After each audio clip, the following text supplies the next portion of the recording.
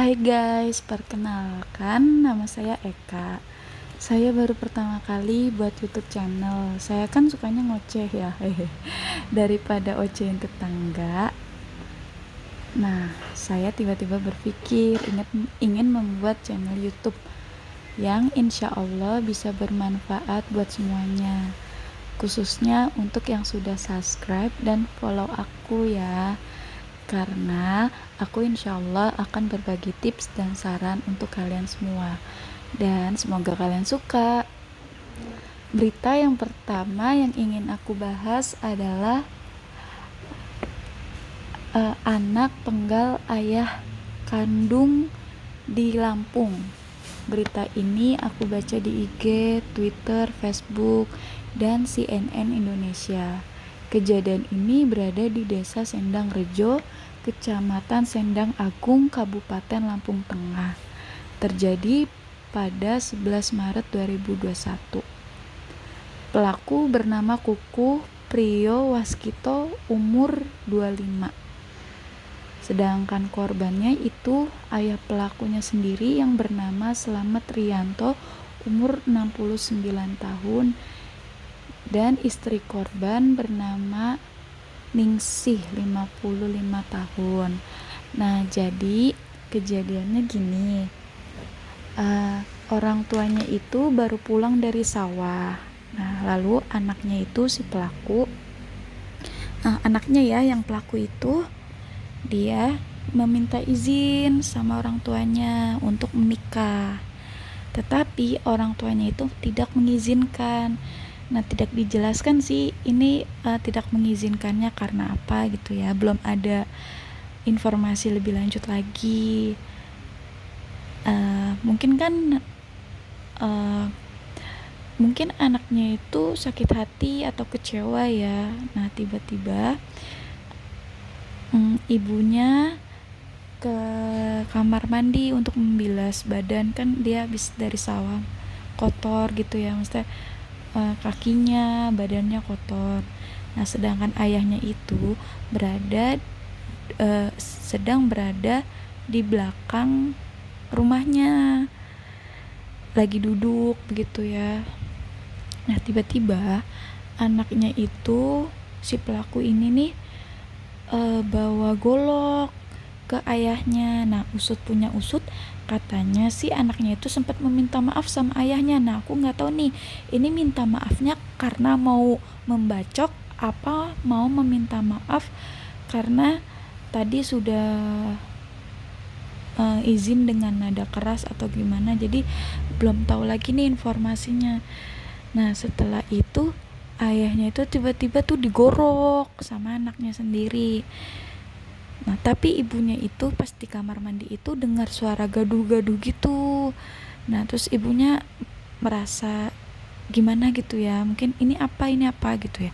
Nah, ibunya keluar tuh ke tempat lokasi yang terdapat suara gaduhnya itu. Nah, ternyata ibu itu kaget ngelihat suaminya itu tiba-tiba udah bersimbah darah dan tanpa kepala. Dan aku baca lagi sih ya di Instagram, di akun gosip gitu ya. Nah, katanya anaknya itu memasukkan kepala bapaknya ke dalam karung atau plastik berwarna putih. Nah, lalu anaknya itu keliling-keliling kampungnya gitu loh, keliling-keliling kampung bawa kepalanya di dalam karung putih. Ya udah dong, akhirnya tetangga-tetangga pada nyamperin ibu itu, karena ibunya kan histeris teriak gitu. Ya udah, akhirnya polisi datang dan menangkap si pelaku. Nah, untuk informasi yang lebih jelasnya sih aku kurang paham ya. Dan aku baca katanya pelaku itu takut disantet sama bapaknya sendiri. Dan ada juga yang bilang kalau anaknya itu sebenarnya tuh ya rada-rada begitu. Terus ada yang bilang anaknya itu mendapat bisikan gaib, katanya harus membunuh bapak kandungnya. Aku sih belum baca lagi ya selanjutnya itu seperti apa. Tapi anaknya itu sekarang sudah ada di kantor polisi untuk pemeriksaan kejiwaannya juga. Nah, kalau kalau menurut aku nih ya, kalau misalkan anaknya itu nggak gila, itu tuh parah banget. Karena gimana ya, maksudnya sampai menghilangkan nyawa orang tuanya sendiri cuman gara-gara tidak diizinkan menikah.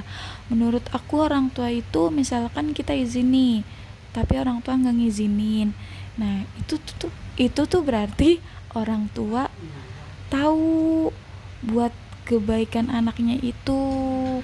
Dan sebagai anak kita juga harus sabar, harus ngertiin. Oke lah, misalkan kita kekeh nih sama pilihan kita, sekali nggak diizinin, dua kali nggak diizinin terus menerus, coba minta izin terus tapi omongannya baik-baik ke orang tua. Mungkin suatu saat orang tua itu juga bakal luluh hatinya, tapi kita juga harus minta pertolongan sama Allah supaya Allah itu juga melunakkan hati orang tua kita. Kan ya gimana ya, tidak ada usaha yang mengkhianati hasil kayak gitu. Setahu saya sih ridho orang tua itu ridho Allah. Jadi yang menurut aku sih orang tua itu tahu buat kebaikan anaknya. Dan mungkin juga orang tuanya tidak mengizinkan, mungkin ya karena faktor ekonomi juga kayak gitu. Jadi kita harus sabar-sabar ngadepin orang tua. Dan kalaupun memang yang di berita-berita sosmed itu katanya pelaku itu mendapatkan bisikan gaib, ya gimana ya, menurut aku kalau memang itu benar, berarti itu tersangkanya tuh imannya tuh nggak ada gitu. Karena menurut aku kalau setiap manusia yang imannya bagus itu, yang kuat tuh, pasti insya Allah bakal terhindar tuh dari bisikan-bisikan apalah, dari apa gitu yang bisa bikin mencelakai orang lain dan diri sendiri kayak gitu. Ya perbanyak sholat, zikir, sodako ya teman-teman. Pokoknya kalian jangan ikutin ya. Pokoknya ingat pesan orang tua itu yang terbaik buat anaknya. Nggak ada yang orang tua bikin sengsara anaknya. Tapi aku nggak tahu ya di luar sana, ya kan kadang kan kisah hidup seseorang beda-beda kayak gitu ya. Tapi sih pasti namanya orang tua pengen anaknya itu seneng, bahagia kayak gitu. Walaupun mungkin ada yang tindakannya salah atau di luar batas atau gimana kayak gitu sih. Nah semoga kita semua terhindar dari perilaku-perilaku jahat yang bisa menyalakai diri sendiri, apalagi orang tua. Orang tua itu kan yang merawat kita dari kecil dengan penuh kasih sayang, pengorbanan mereka kerja buat kita besar, dewasa kayak gitu loh. Maksudnya buat kita hidup. Dan kita juga harus membantu orang tua kalau kita sudah besar. Kan orang tua kita kan udah tua ya, ya kita harus bantu mereka. Pesan aku lagi,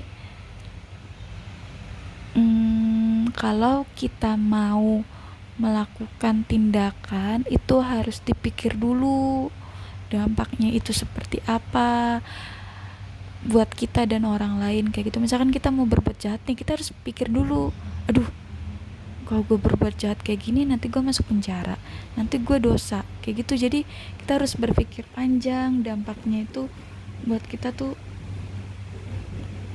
kayak gimana kayak gitu. Tapi usahakan sih kita tuh di dunia ini dikasih kesempatan sama Allah, digunakan sebaik mungkin beribadah dan berbuat baik. Nah kalau misalkan kita masalah ekonomi atau memang masalah kepercintaan kayak gitu, pokoknya tuh kita serahkan aja sama Allah. Pasti Allah bakal kasih jalan keluar buat kita semua kalau kita sabar. Semoga apa yang aku jelasin tadi bermanfaat ya buat semuanya. Nah teman-teman, kalau teman-teman mau cerita, mau berbagi saran atau mau curhat, itu gak apa-apa ya, tulis aja di kolom komentar.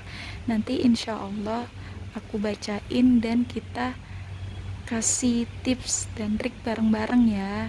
Jadi kita saling kasih saran kayak gitu. Kalau sarannya baik kita ambil, kalau saran yang menurut kita kurang pas nih atau kurang baik ya jangan diambil. Jadi kita buat share aja buat kehidupan kita, insya Allah kehidupan kita itu bisa menjadi yang lebih baik. Oh iya, dan satu lagi kita tuh juga harus curhat yang pertama itu sama Allah. Setiap kita sholat sembahyang kita tuh harus berdoa. Jangan setiap sholat sembahyang kita langsung selesai. Jangan, kita tuh harus berdoa, minta petunjuk sama Allah, minta lindungan sama Allah dari orang jahat ya. Jadi ya supaya afdol aja sih sholat kita kayak gitu. Terima kasih ya teman-teman sudah mendengarkan ocehan aku, semoga bermanfaat.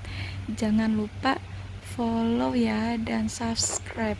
Terima kasih, dadah.